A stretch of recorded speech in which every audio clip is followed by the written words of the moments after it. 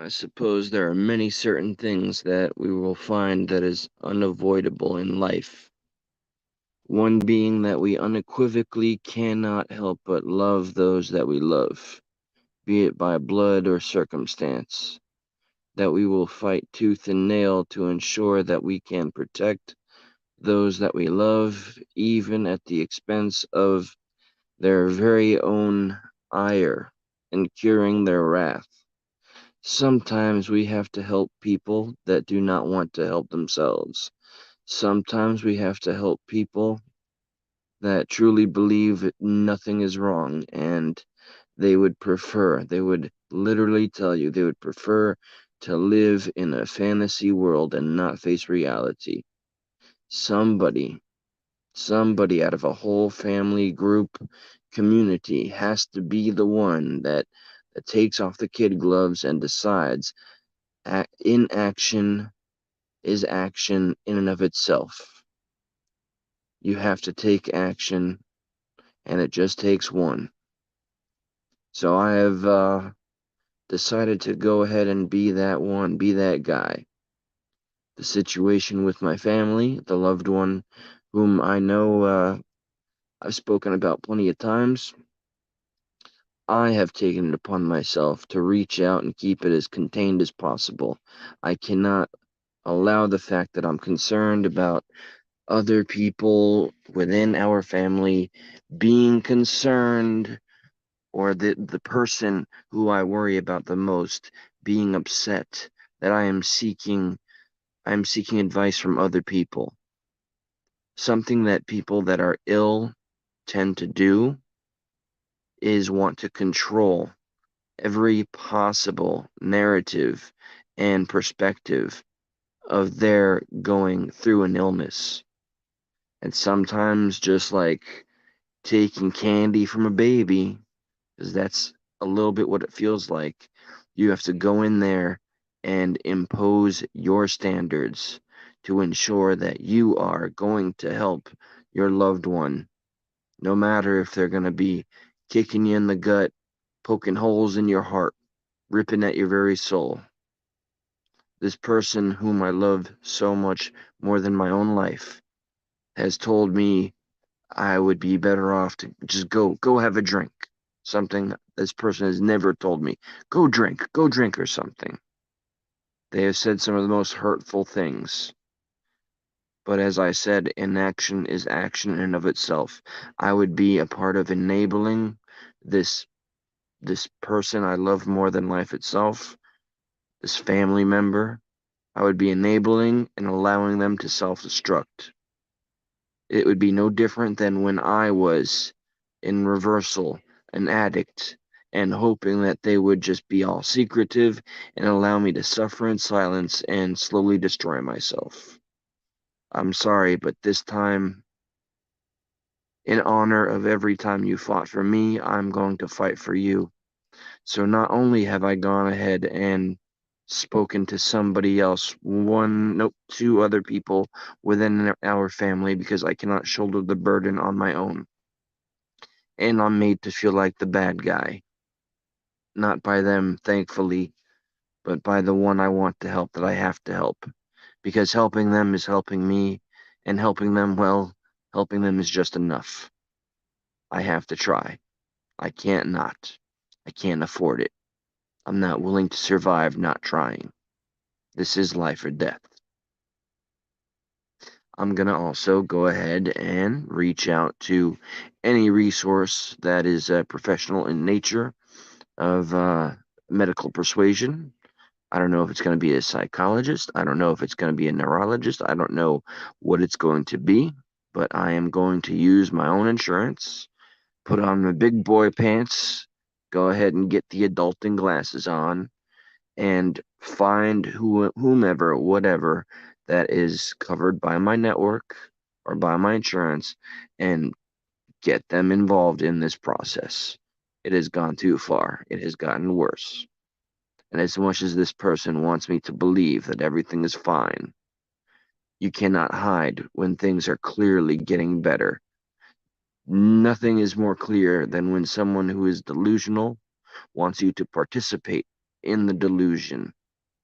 And that would effectively bring us all down, or even worse would be to know and look back, have that 2020 hindsight and say, oh, coulda, shoulda, woulda. I'm not doing that.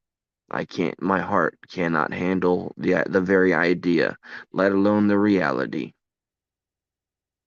It sucks every which way.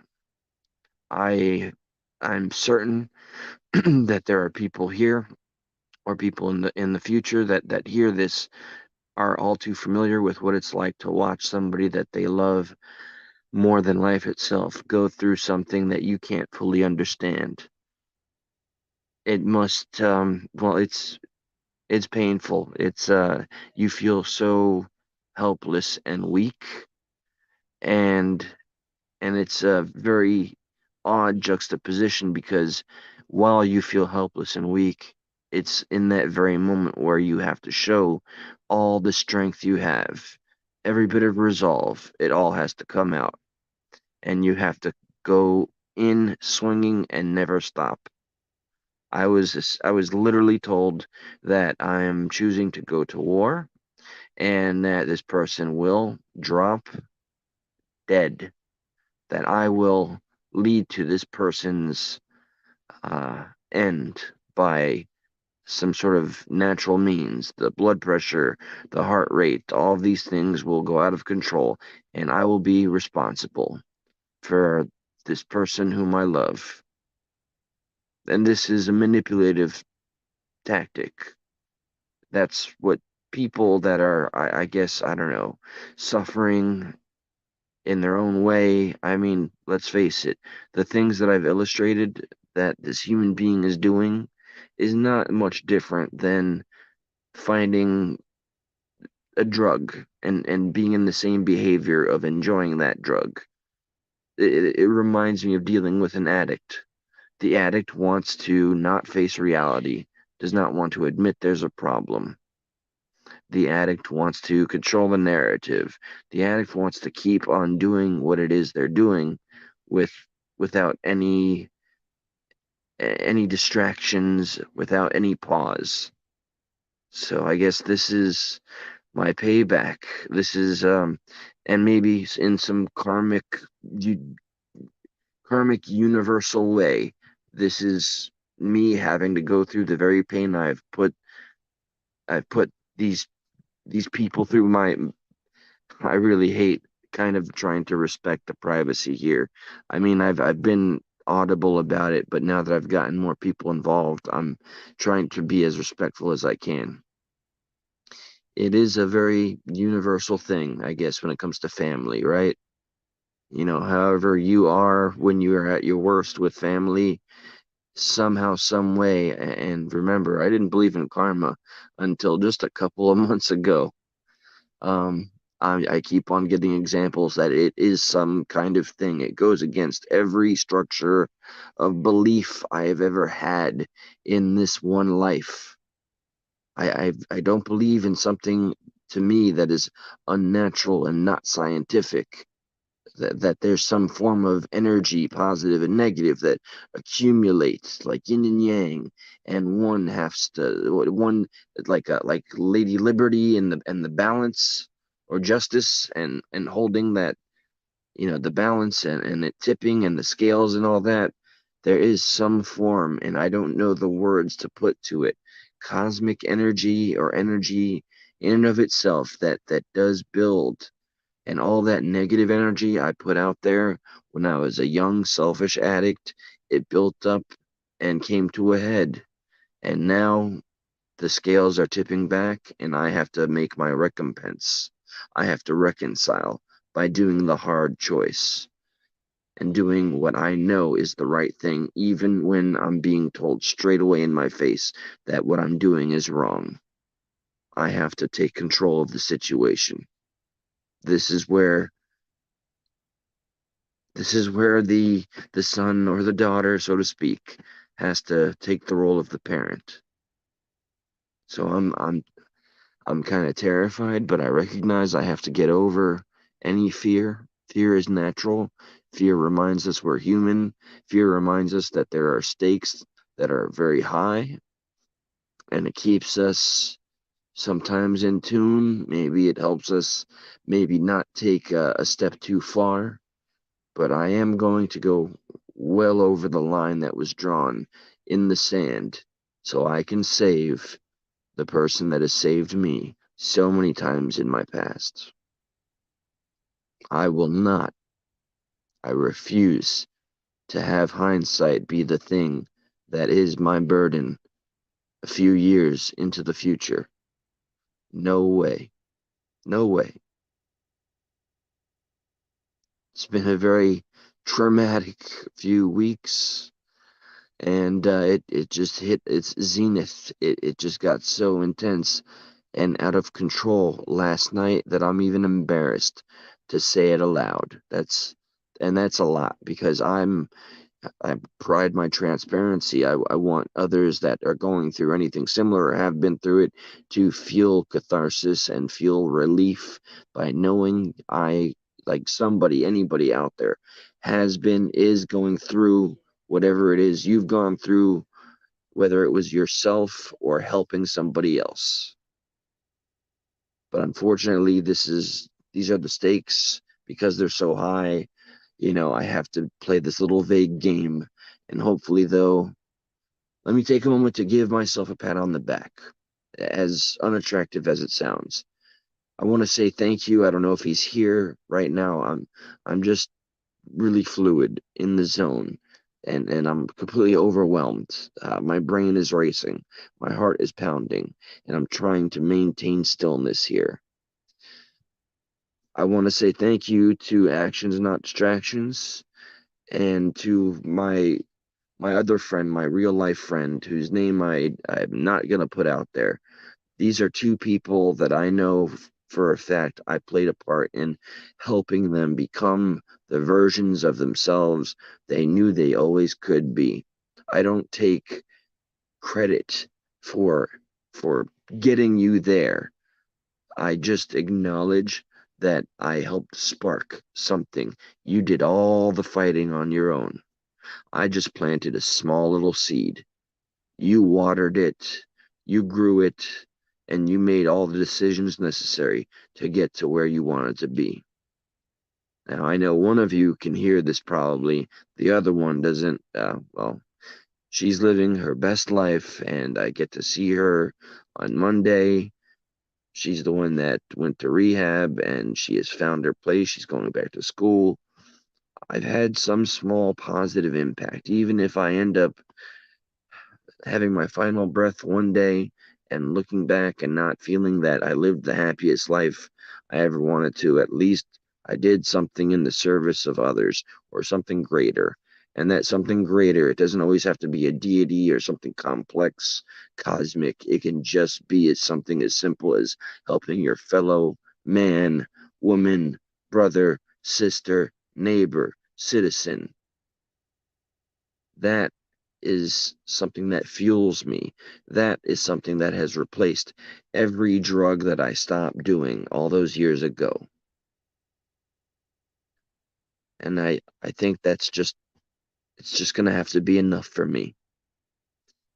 I get to see CanCon on Sunday, my day off. There's a lot of plans. It's a lovely thing. It's funny how it works. When you find yourself busy, you usually cry about how overwhelmed you feel. And then when you're not busy, you find yourself feeling isolated and depressed. We are not built, I tell you, I say it, and I don't mean to be a downer or anything like that, but we are truly just fascinating creatures of conflict. We find conflict and problems everywhere. But you know what? It keeps us going. It keeps us waking up and putting one foot in front of the other. If there's something out there that's wrong, it means we're trying to do right. We're trying to bring peace amongst the chaos. It's all a part of this natural flow of living and breathing. Remember, I've always said life is just one crazy, fucked up freestyle that not a one of us has the script to. So not a one of us can go around judging and throwing stones at others. And now, at risk of a particular person that I'll be relaying something about, but not personally. If you happen to hear this, I'm keeping it respectful. No beef. I have no ill intent, ill will, but I do have something to say about anybody. And you know what? I'll call out my own hypocrisy, because I know when have been instances on here where I have felt wrong, I was the one that wouldn't drop it. So perhaps I'm completely entirely wrong, and I'm just articulating just how flawed and human I am.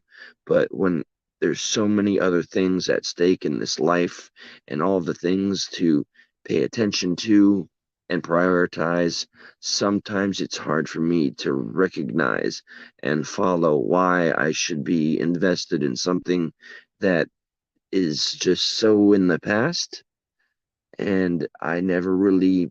It, if I could be more specific about it, it would make more sense. But it's just, I will have a personal conversation with that individual very respectfully. There is somebody that wishes for me to go and dig for things that happened a long time ago, and get everything just what's done is done in most cases, unless I felt strongly otherwise. Let's really try to put our eyes on the prize, and keep that which is closest to our hearts as a priority. So, okay, I've done my little random rant, and I do so much apologize for me not being able to be candid with everybody. I'm sure there's confusion with all the shorts that I'm doing. That it's me just showing one of my weird, quirky passions to the world, comic books, and maybe some clips from movies and shows. That's entertainment, and this is my life.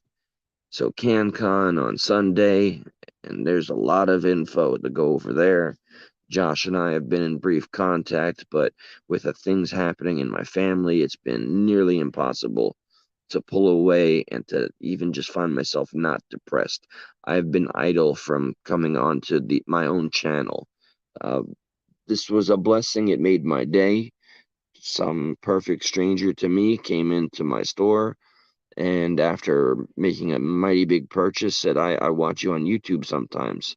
That's crazy to me, because I know the numbers here they're really, really small, you know? But it's amazing. And call me a fucking narcissist, whatever. Knowing that people actually listen, hear me, empathize, relate, that makes me feel human and a part of something. So I cannot thank every individual in here enough. If you're here, if you've been with me, if you've left, if you've returned, if you just have a damn opinion that has to do with anything I've tried to bring to the table, if you've tried to educate me, if you've debated me, if you've agreed with me, thank you for all these things. But never agree just for the sake of agreeing, just so we can say, yeah, we think alike.